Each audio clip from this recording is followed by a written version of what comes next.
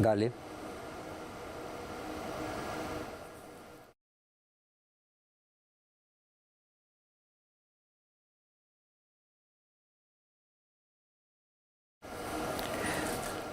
Larry, you are one of the signatories of the recent international declaration warning about the return of the threat of fascism on global scale. What specific element led you to endorse this collective warning, and how do you assess the role democratic society should play in the face of these authoritarian resurgences?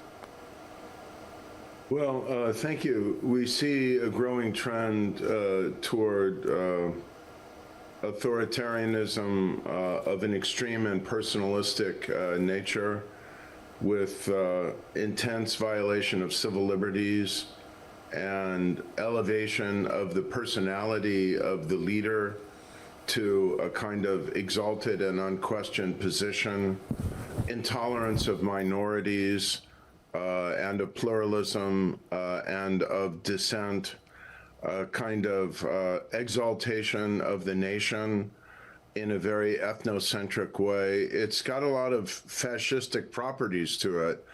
I think that this can be, we need to use the word fascism very carefully and selectively. This is, in most cases, it's not Mussolini, but it's bad enough, and it's headed in an alarming direction. So I think we need to call this out and mobilize vigilance against it. You have been the most consistent analyst warning about the democratics backsliding worldwide, and how would you describe the current moment in terms of global democratic health? Are we at the turning point, or are already established downward slope? Well, we would hope for a turning point in a better direction. I think where we are now is just that is that we're in a period of continuing democratic recession, continuing incremental erosion of freedom and democracy, and a change in the world picture where Russia and China have become more powerful as authoritarian states, and the democracies are divided and to some extent lacking in confidence. And my feeling is that what we need now, there'll never be, and we may talk about this later, again, a period of unipolar hegemony or primacy by a single liberal democracy, namely the United States. We'll have to be more collective. It will have to be more a matter of shared defense and shared leadership. And this is why I feel so strongly that the democratic community of states in the Americas, represented at least potentially by the OAS, the Organization of American States, is so important. But it's a dangerous period. We have not turned a corner back toward democratic progress. The erosion in a number of countries is continuing, including states in the Americas. And anytime you have a situation where a leader as brutal, corrupt, and authoritarian as Nayib Bukele is seen as such a hero in much of Latin America, it's a situation to be alarmed about. In your book, Ill Goings, you wrote about the rise of the authoritarian regimes and illiberal democracies. In light of recent years, do you believe the warning that you made there have been confirmed or even surpasses?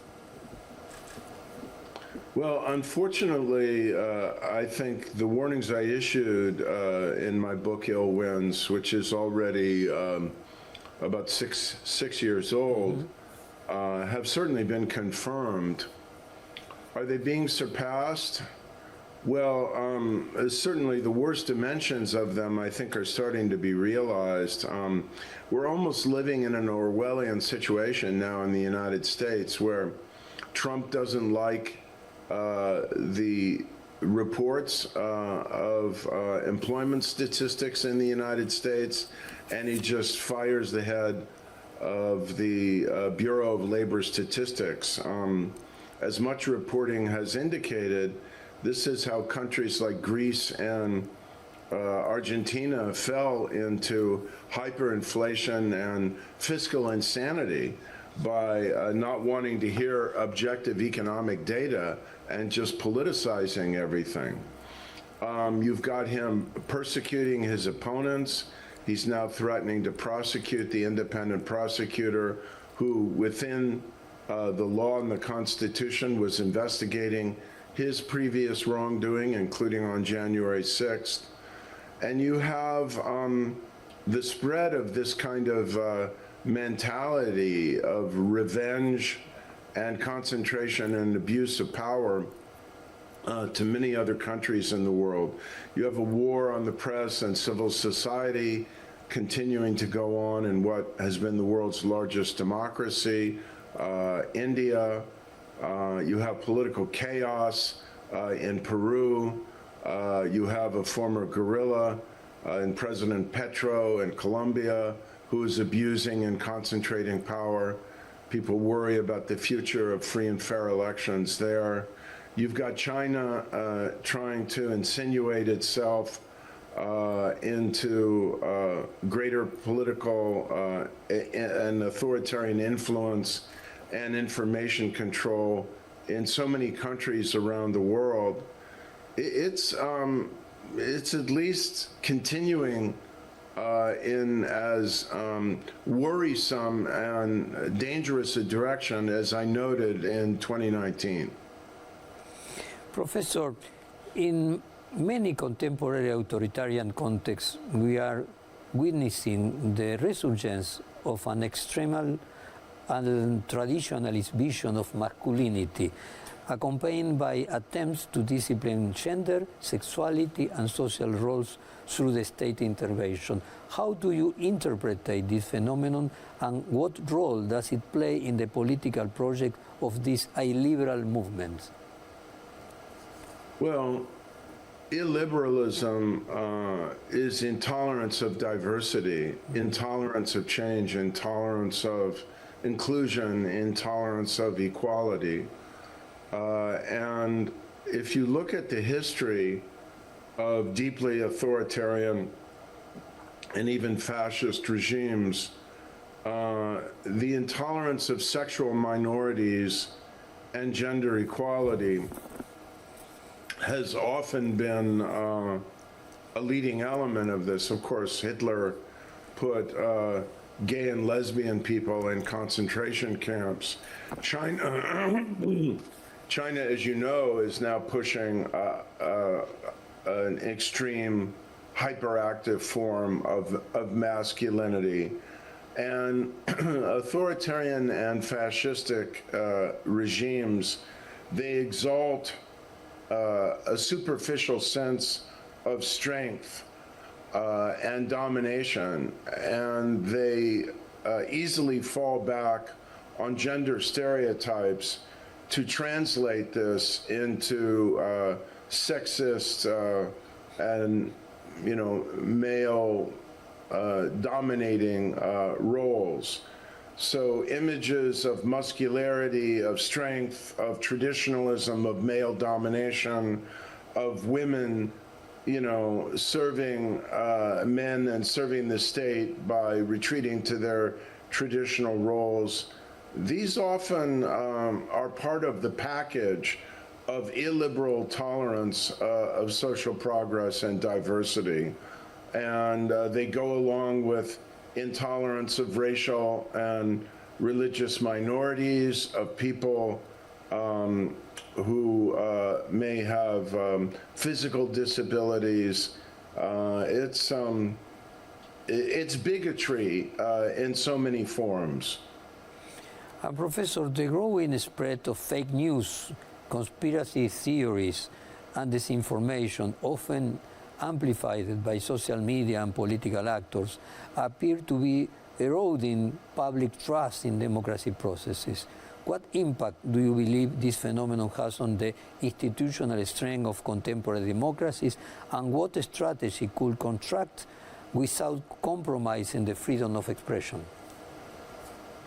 Well, I'm glad you asked this question because I think the increase in disinformation and the erosion of truth and trust are one of the major contributing phenomena to political disorientation, cynicism, and readiness to believe conspiracy theories and to support extreme and populist political alternatives and to reject the entire political system and the entire array of established political parties.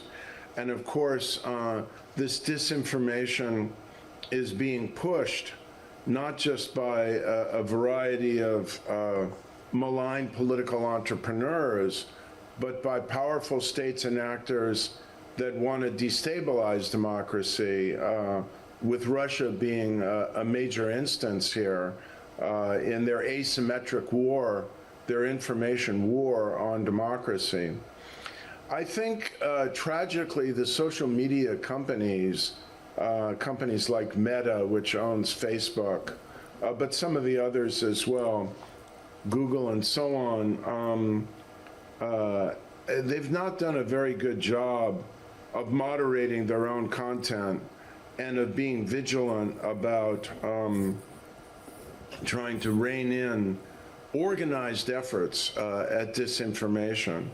And as the new book by Sarah Wynne Williams, who used to work at Facebook in their public policy group, her title is Careless People, as it reveals in shocking detail, the Facebook leadership, starting with Mark Zuckerberg and Sheryl Sandberg, not only have failed to be vigilant and responsible in reining in this disinformation and having adequate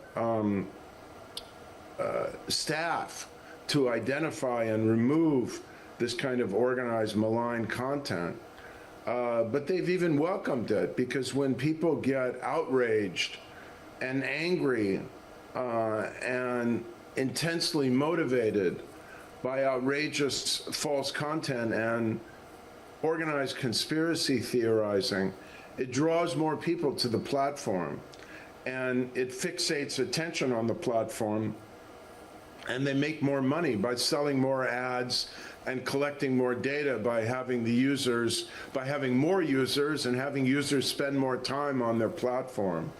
So it's a little bit like the cigarette industry of previous decades, the tobacco industry, where they knew for decades that they were, selling and pushing and advertising a project that was causing cancer, but they hid the data in order to make more money. I think that's a lot of what's going on now. So personally, yes, I think it's a slippery slope, and we need to be very careful about regulation. But I think we do need more regulation, and in particular, we need more transparency. And at a minimum, the social media companies should be required to make their algorithms transparent. And I think they should be held responsible for knowingly publishing false and, in terms of its social consequences, for example, in Myanmar with genocide, socially and politically destructive consequences. To what extent can the current democratic backsliding be explained as a reaction of the perceived failure of democrats to deliver economical well-being to the stability, and this crisis generally by democratic itself? Which is the responsibility of the file of democracy? Well, of course, it is a response to very considerable and growing economic unease in terms of jobs, in terms of housing and social services, high prices. The crisis is now expressed and the dissatisfaction in the United States in terms of a single word, affordability. growing numbers of Americans in the middle and working classes are finding it difficult to buy housing, even to pay rent, to cover the cost of groceries and other essentials, transportation, and so on. We have a lot of work to do to make goods more affordable. And the answer, in my view, very strongly, as a matter of logic and not just conviction, in my view, is not rent control, because then you get a constriction of the supply and you're defying the laws of the marketplace. You have to build more housing. You have to expand the supply, and you need coherent economic policies to create a fair distribution of income by having somewhat higher tax rates on the wealthy, I think more for their personal income, in my view, rather than corporate income tax. I would keep that at a more modest rate in order to stimulate investment, capital formation, the movement of industries here. But in the United States, we're moving in the exact opposite direction with Trump's big, beautiful bill, which is redistributing income from the lower and working classes to the richest people in the United States. And it's inevitable that there will be a populist reaction against that. Trump and other right-wing illiberal populists have been brilliant about tilting economic frustration in a way that focuses more on social issues and the degree to which working class people feel disrespected by the progressive intellectual elite of the country. And I think it's a real problem. It's not an invented problem, but it's also a distraction from the most important issues, which are issues of economic structure, economic justice, and economic productivity to create the supplies of goods and housing and infrastructure and healthcare at affordable prices that would respond to the anxieties and hardship that people are feeling. This is now a major test for democracies around the world as to whether they can respond to the frustrations and anxieties of very broad constituencies, and whether they can do so in a way that challenges false narratives and failed policy directions like raising tariffs. If you raise tariffs in the United States, what are you going to do? You're going to raise the prices of goods, basic imported goods that working and middle class people need to feed and clothe their children, furnish their houses, buy cars, and so on and so forth. So it's worse than a distraction. It's going to make people worse off, but it could be a while before people realize that. And Professor, how does the contemporary need of charismatic leaders with a strong influence on social media contribute to the democratic weakening? Well, there is a role for charisma in democratic political leadership. We've had a number of presidents of the United States, Franklin Delano Roosevelt, John F. Kennedy, Ronald Reagan, Barack Obama, who I think had success as presidents because they were able to inspire people. And the ability to inspire through rhetorical skill and a strength of personality, you know, it's a characteristic that can be twisted, deformed, and abused by an authoritarian personality, but it can also be an asset for democratic leadership. So I don't think there's anything wrong with charisma per se. I don't think there's anything wrong with political parties of a democratic intent looking for leaders who can move people and inspire people and give them hope. It's when this unusual quality of political leadership and political communication is fastened on to an authoritarian intent and an illiberal ideology and mis and disinformation and ethnocentrism and bigotry and deception, that you have the dangerous slide toward authoritarianism, even with a fascist tinge.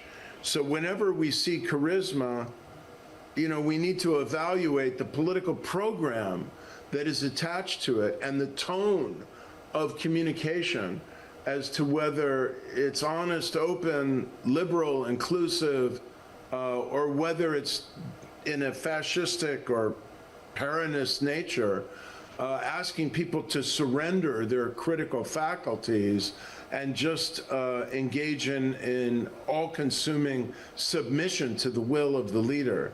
That's when you're on a very dangerous road. How do you analyze the fact that authoritarian leaders like Trump managed to come or return power through the popular vote even after having been previously removed through the democratic means? Right, that's a good question.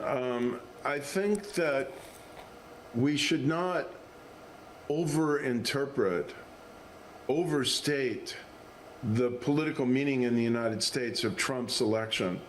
You know, in the US, we have political primaries that choose leaders, and only a small minority of the electorate votes in the primaries. So yes, Trump was renominated by a political Republican Party that he had kind of captured and remade, but that was only a slice of the electorate. Once you got to the general election, I think the polls showed that a Democrat could have beaten Trump. But the problem is that the country was very unhappy with Biden and the Biden administration for a few reasons. Number one, inflation was much too high, and the Biden administration had been slow to respond to, recognize, admit the problem of inflation, and to lower prices. Number two, Biden and the people around him covered up what was a very clear and accelerating decline in his physical and cognitive capacities, and most of all his communication ability. And that was finally revealed in the famous debate in June of 2024, which forced him to withdraw from the presidential race. He should never have run for a second term. It's a tremendous moral and political mistake that he, his family, and the White House staff and the Democratic Party will bear an ongoing responsibility for.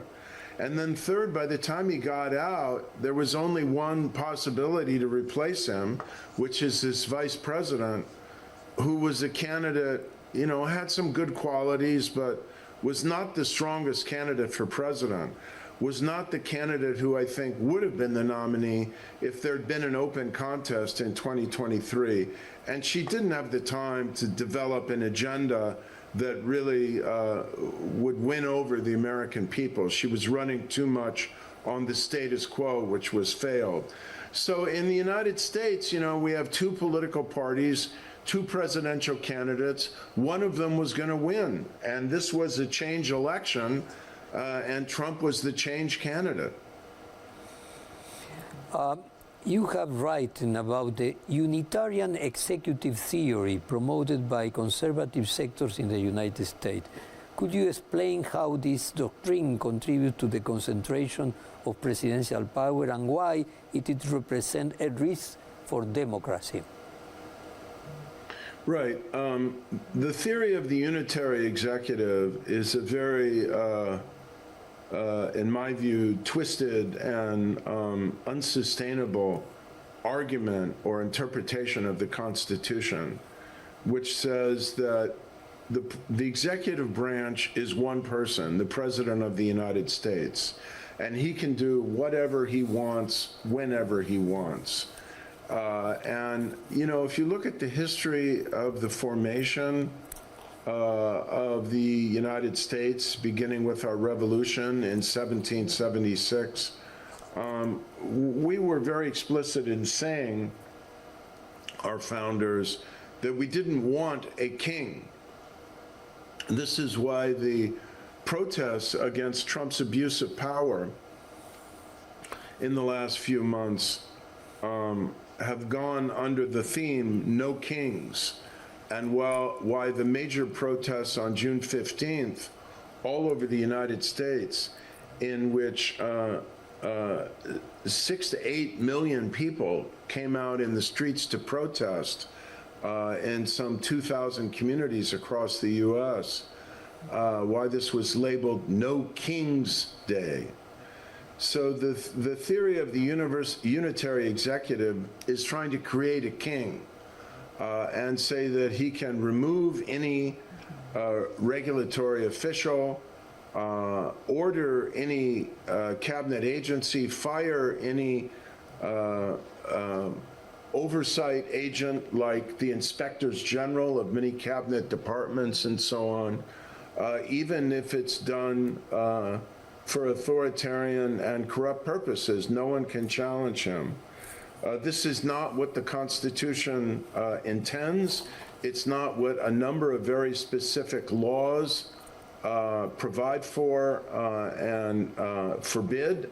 It's being challenged in the courts, and I think the Supreme Court has been too lenient in letting him get away with this, but they're not going to give him a pure and unfiltered runway to implement this. It's going to meet resistance.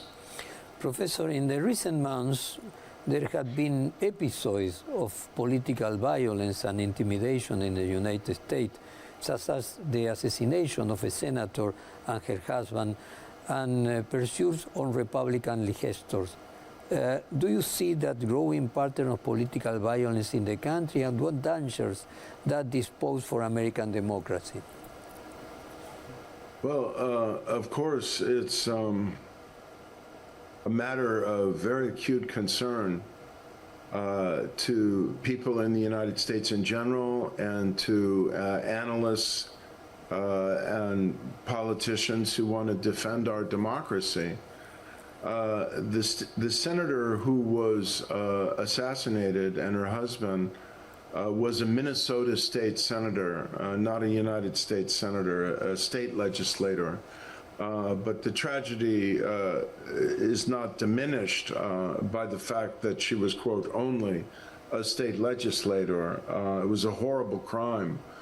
We have a lot of sick people in our society. That is, people who are mentally ill, deranged. And when you combine that with weapons that are easily acquired and readily enhanced with their power and their ability to fire very quickly, it's a very, very, very bad combination. You know, it just seems like every week we have another incident of a mass shooting in the United States. So unfortunately, the Supreme Court has interpreted the Second Amendment of the United States, the right to keep and bear arms, in what I think, and many Americans think, is a ludicrously expansive fashion. It says to keep and bear arms. It doesn't say to keep and bear, you know, arms that are so powerful and so rapid fire that they're really weapons of war and mass destruction. And it shouldn't diminish our ability to keep weapons of this nature out of the hands of people who've demonstrated that they're mentally unstable or dangerous.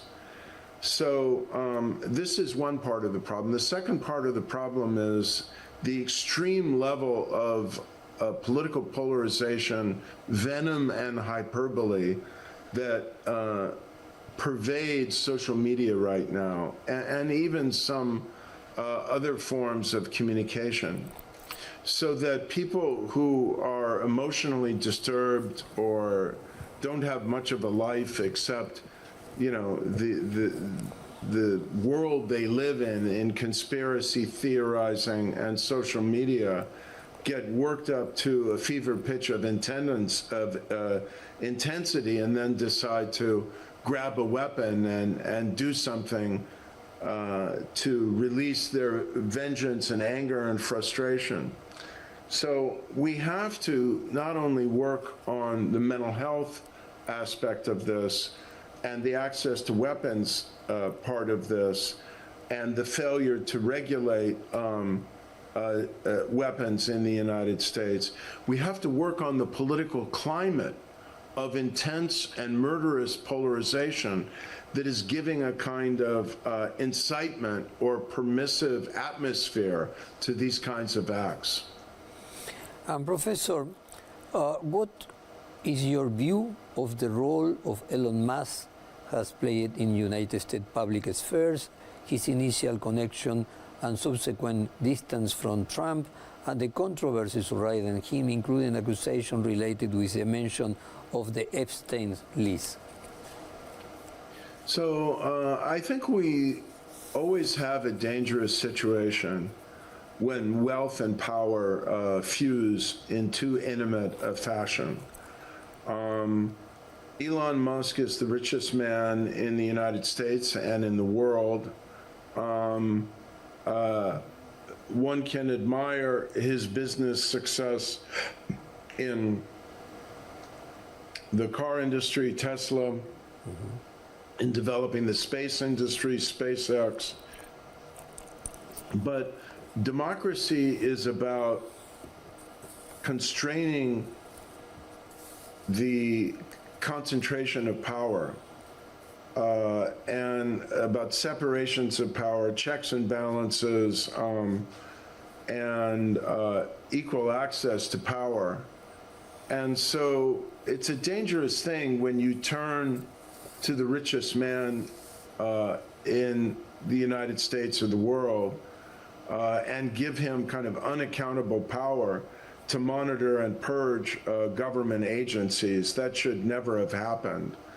And to have this person just brought in with no congressional consultation and no congressional or public accountability, it was an accident or a political catastrophe waiting to happen. And I think the political catastrophe is in part the disabling of the desecration of the civil service and many of the institutions of our state that we need to function properly.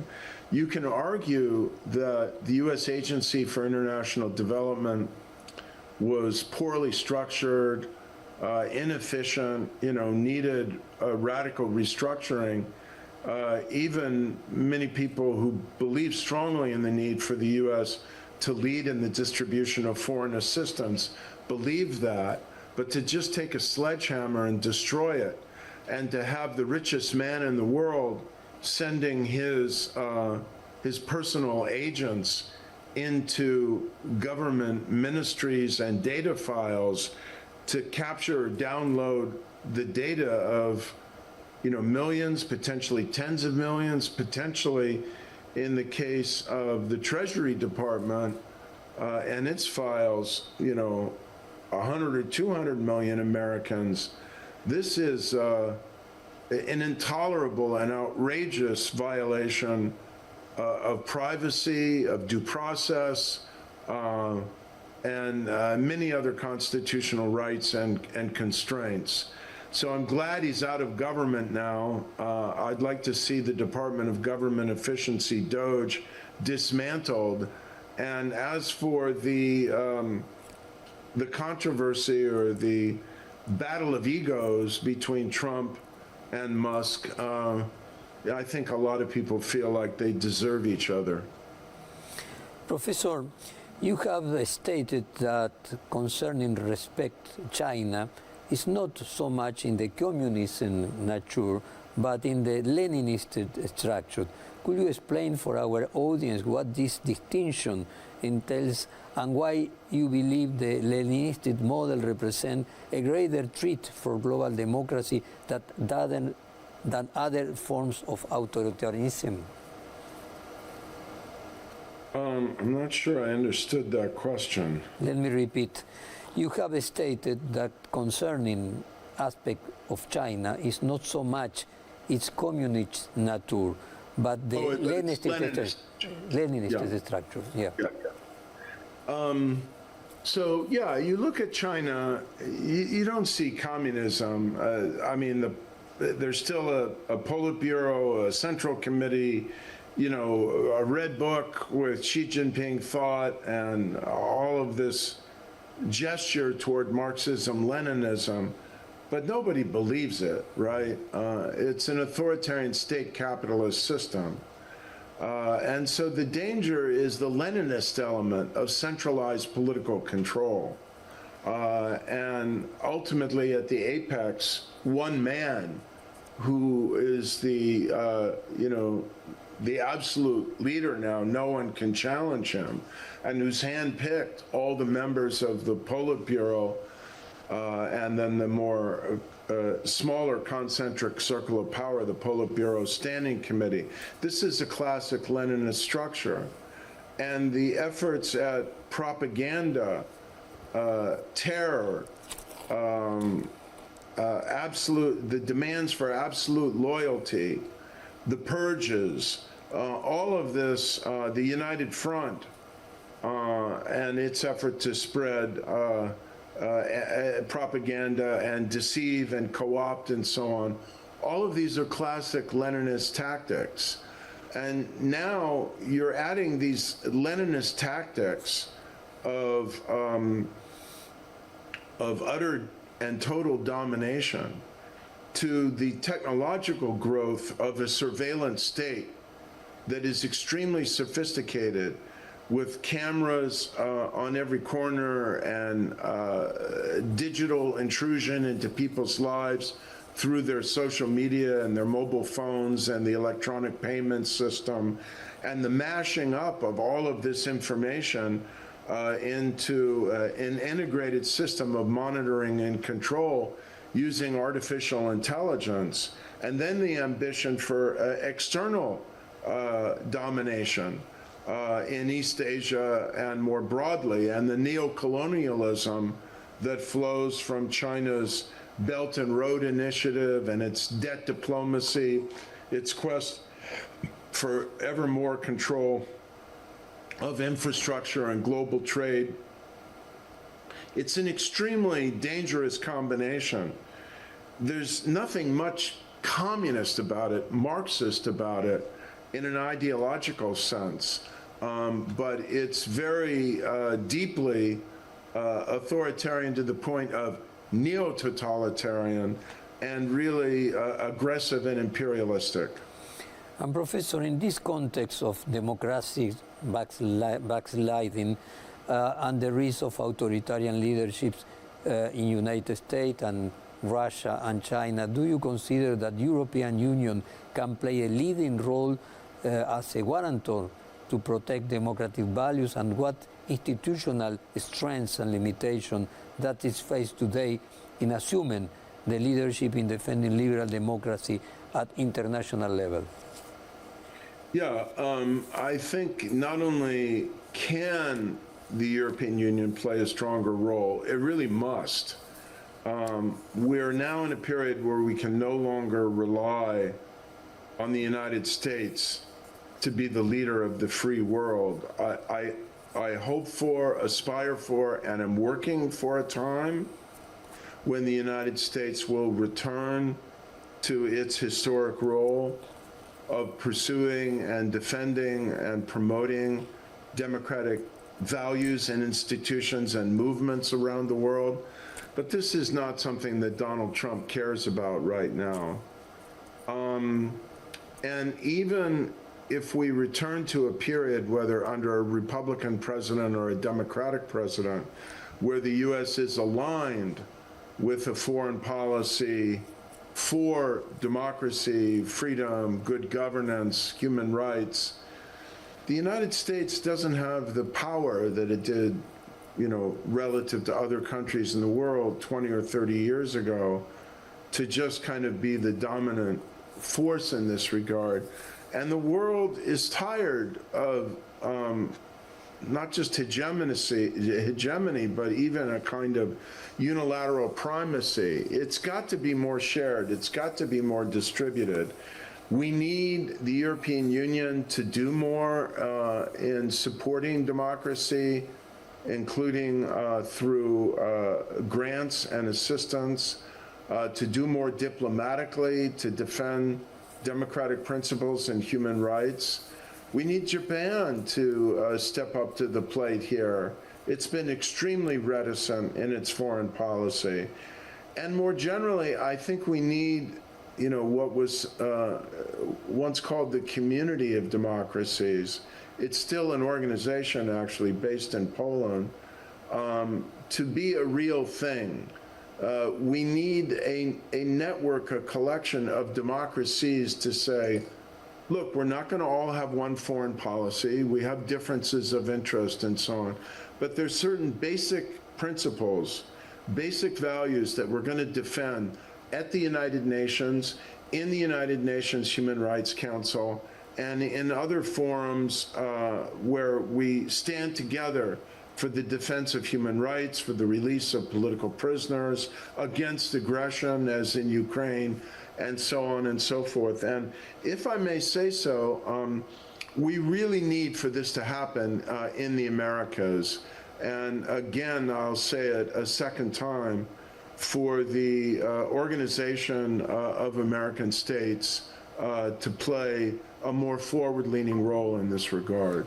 Not just the United States, but the entire collection of democracies in the Americas. Professor, the last three questions about Argentina. In Argentina, President Javier Milei has built his leadership on radical discourse, confrontation style, and strategy of delegitimating the traditional institution and actors. How do you view the current Argentine experiment from the perspective of democratic deterioration, and do you see it is an exceptional case of or part of the global trend? Well, I want to be careful in my response, not because I'm reluctant to give a response, but because I'm not as well informed as I'd like to be. I think that, look, there was tremendous corruption and fiscal irresponsibility in the political economic situation that Milei faced when he assumed the presidency. So a dramatic and even radical restructuring was necessary to put an end to the underlying structural drivers of inflation and hyperinflation and the chronic pattern of corruption. So I have some sympathy for what Milei, the challenges he faced, and what he says he's trying to do. But I don't have sympathy with the highly personalistic, intolerant, chauvinistic, sexist, and, populist fashion in which he's trying to do it, and his rhetoric. And I'll say again, even if there needs to be a very significant change in policy and structure, it shouldn't come at the surrender of accountability, transparency, due process, civil liberties, and so on. So that's what concerns me. And also, you can go too far in a good direction. And I think Milei is really an extreme libertarian who thinks the best state is virtually no state at all. And I think Argentina needs, and other modern states need, a leaner state but a state that's capable of getting things done, a lean but professional and meritocratic civil service. And you can go too far in demeaning and deconstructing that. Professor, in his hearing before the U.S. Congress, Peter Lamelas, Trump's nominee for Argentine ambassadorship, expresses a strong support for the Milei government, calling for justice against Cristina Fernández Kirchner and committed to curtailing Chinese influence in Argentina's providence. How do you interpret the statement with this fragment on transcripting international agenda and its projection over Latin America? What democratic implications meet his ideological diplomacy have? Well, I think we always need to be careful about entering partisan political disputes in a country when we have a new ambassador or a serving ambassador on the ground. The one thing I can say emphatically is that I think it's fair and appropriate for the United States and for an American ambassador to urge Argentina to do more to counter malign, authoritarian, sharp power by China and its effort to penetrate the Argentine political and economic system. This is a common principled concern I think we can share and cooperate on. Personally, I think that the previous president was Cristina Fernandez de Kirchner was very corrupt. I think that's hard to deny.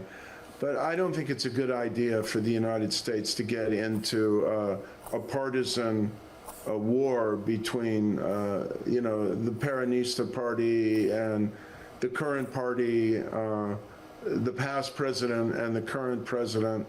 Let's stand up for principles of accountability, justice, transparency, democracy, and then let each country in which we are being diplomatically represented, work out its own pathway to that.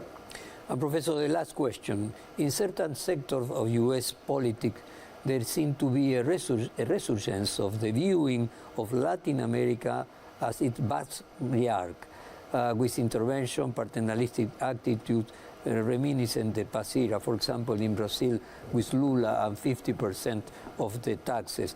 Do you perceive a return of this imperial logical U.S. foreign policy, and what consequence may this approach have for Latin American democracies? Well, I don't think Trump is ambitious enough in wanting to engage the world diplomatically or in any other way to return the United States to the worst days of U.S. interference in the democratic politics of Latin America. There's no capacity or strategy for that in an era when we're shrinking the State Department and our international representation and engagement as much as we are. But some of these examples you're citing are bad enough. And you don't have to be partial to President Lula or, blind to the considerable pathologies in Brazilian politics today to be worried about this type of intervention by President Trump. Bolsonaro deserves to be prosecuted, in my view. I can't judge what the outcome would be, but there's certainly a lot of prima facie evidence of his complicity in an effort to overturn a free and fair election in Brazil in almost exactly the same way that Trump tried to do in the United States. And he should have been prosecuted as well, Trump, for his involvement in January 6th efforts to overturn the election. But we ran out of time, unfortunately. So the United States has no business in intervening in this way, or punishing a Brazilian democracy that we need as a major anchor and kind of peer leader of an effort to restore, defend, revive, and improve democracies throughout the Americas. So I am completely opposed to what Trump is doing to punish Brazilian democracy, and you don't have to be an advocate or defender of President Lula to say that this is deeply, deeply wrong and ill-advised. Professor Larry Diamond, thank you very much for this interesting hour of conversation. It was a great pleasure for us. Thank you very much. Okay, thank you. Pleasure to be with you. Take care. Bye-bye. Okay, bye-bye.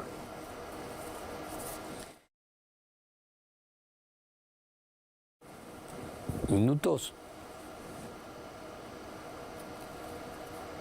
Sí, te preguntaba si llegamos, te escucho un poquito bajo, te preguntaba si llegamos a 50 minutos.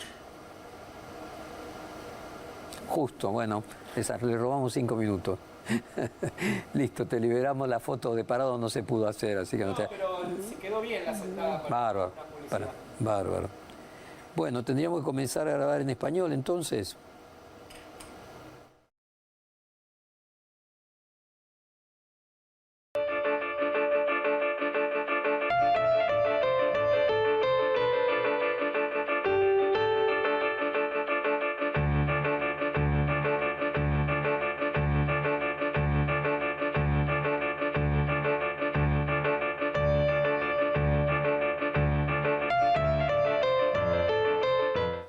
Bueno, continuamos el reportaje con el profesor de Stanford, Larry Diamond, una de las autoridades más grandes en los procesos de crecimiento de la nueva derecha en el mundo.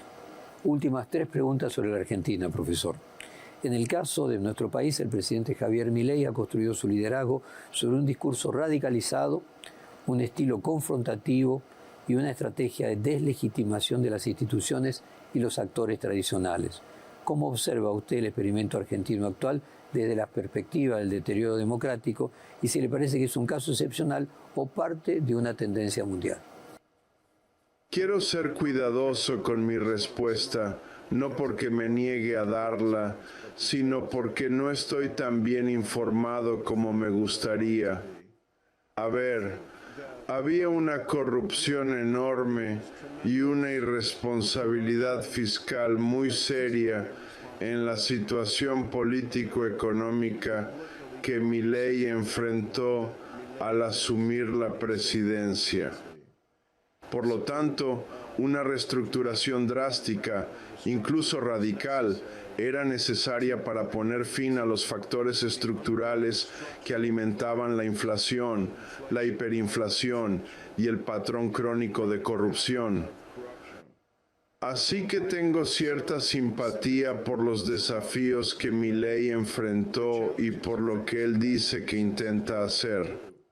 Pero no tengo simpatía por la forma profundamente personalista, intolerante, chauvinista, sexista y populista en la que está intentando hacerlo, ni por su retórica.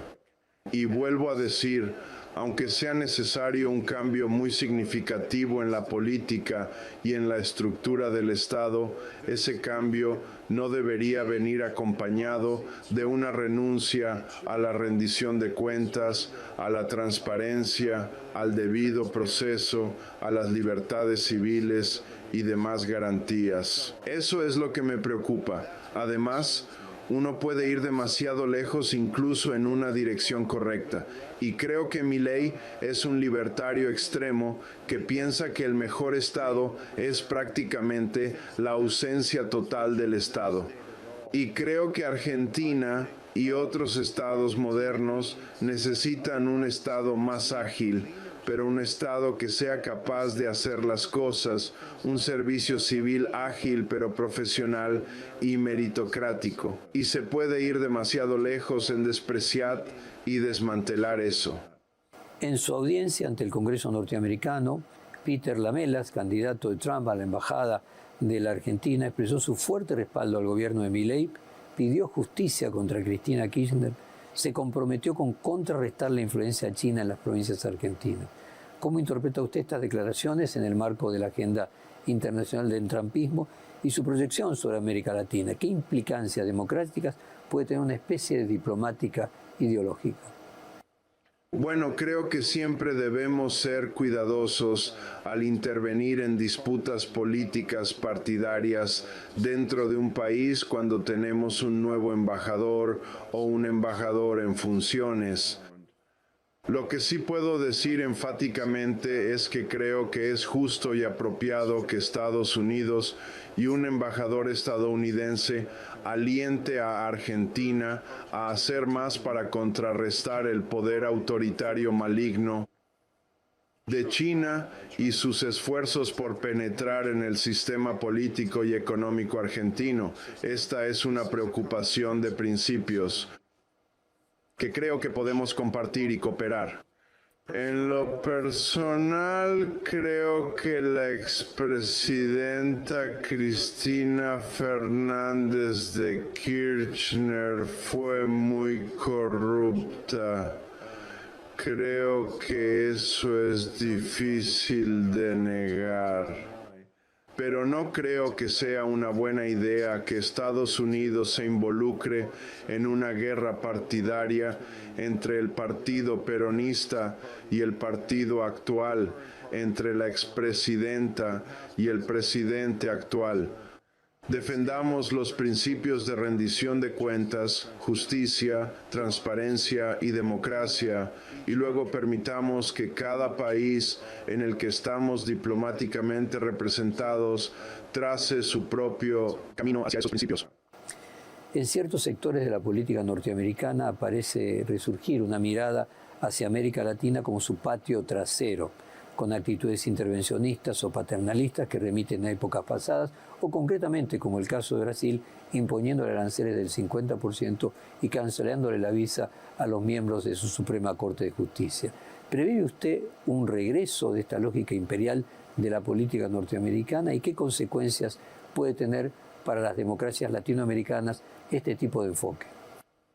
Bueno, no creo que Trump tenga suficiente ambición como para querer involucrarse diplomáticamente o de cualquier otra manera en el mundo, como para devolver a Estados Unidos a los peores días de injerencia en la política democrática de América Latina. No existe la capacidad ni la estrategia para eso en una época en la que estamos reduciendo tanto el Departamento de Estado como nuestra representación e involucramiento internacional. Pero algunos de los ejemplos que mencionas ya son bastante graves y no hace falta simpatizar con el presidente Lula ni ser ciego a las considerables patologías de la política brasileña actual para preocuparse por este tipo de intervención por parte del presidente Trump. En mi opinión, Bolsonaro merece ser procesado. No puedo juzgar cuál sería el resultado, pero ciertamente hay muchas pruebas preliminares de su complicidad en un intento por revertir una elección libre y justa en Brasil. Casi exactamente del mismo modo en que Trump intentó hacerlo en Estados Unidos. Y Trump también debería haber sido procesado por su implicación en los hechos del 6 de enero y su intento de anular las elecciones. Pero lamentablemente se nos acabó el tiempo. Estados Unidos no tiene ningún derecho a intervenir de esta manera ni a castigar a una democracia brasileña que necesitamos como un ancla importante y como un líder par en el esfuerzo por restaurar, defender, revitalizar y mejorar las democracias en toda América. Por eso, me opongo completamente a lo que está haciendo Trump al castigar a la democracia brasileña. Y no hace falta ser un defensor o partidario del presidente Lula para decir que esto es profundamente incorrecto y desacertado. Muchas gracias por esta interesante hora de conversación, profesor Larry Diamond. Ok, gracias. Un placer estar con ustedes. Cuídense. Adiós. Hasta luego.